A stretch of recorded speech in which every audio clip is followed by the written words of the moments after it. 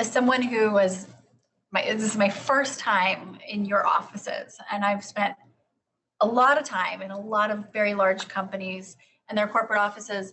And I have to just say, there is a warmth walking around, and there's an energy that it's tangible that I don't know that I've ever experienced before. So as people start coming back into these amazing halls, you'll feel that even more. So I'm excited for everyone to start gathering more, but this is a very special brand. Growing up, I watched him make several career pivots, and it really showed me that it's actually okay to try something and then realize the parts you'd like and don't like, and then figure out ways to do more of the things you like. So that's kind of the common thread.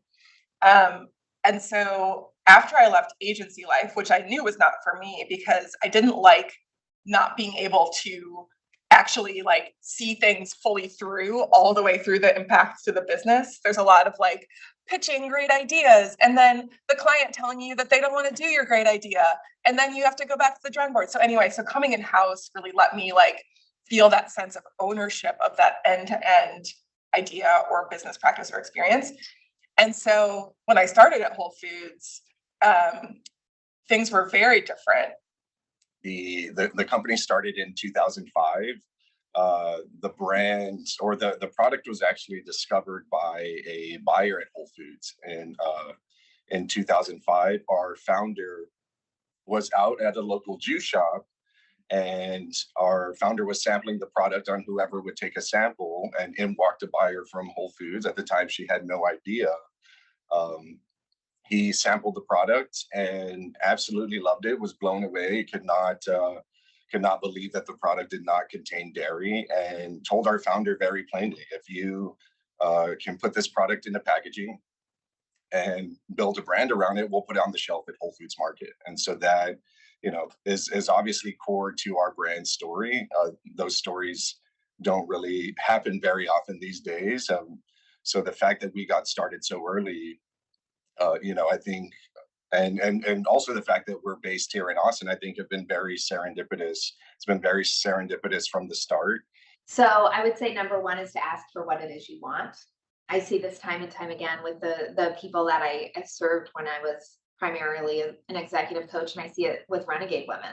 We have women who are SVPs at major corporations, and from time to time, they forget to ask for what they want. And there's a role, there's a woman in our community right now who wants a role that is becoming available. And I had to ask the question, why haven't you told them you want it?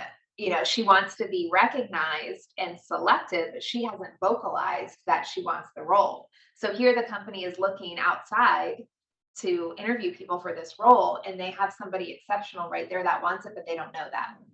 My grandmother and my nana, so both my grandmas were amazing cooks, and I used to cook with them.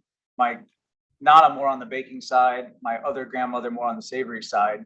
And I have this little apron it says Chef Scott with a basketball, baseball, and football on it from when I was 4 years old. I have pictures of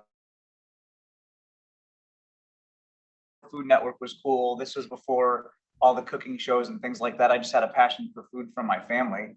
And so I started working in restaurants when I was 12, washing dishes, and kind of worked my way up through that. But it's always been a passion of mine. So I often reflect back to when I started the business, and I talk about this in my book, where I started Ready Set, and I would get these calls.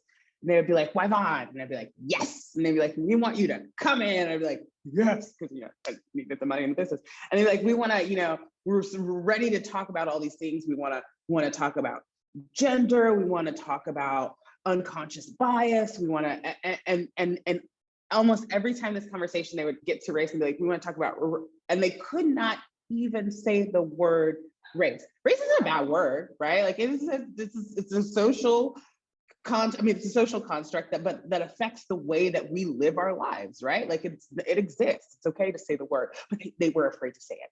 And I think back to then, and I think about the conversations we're having now, and it's just like so far ahead.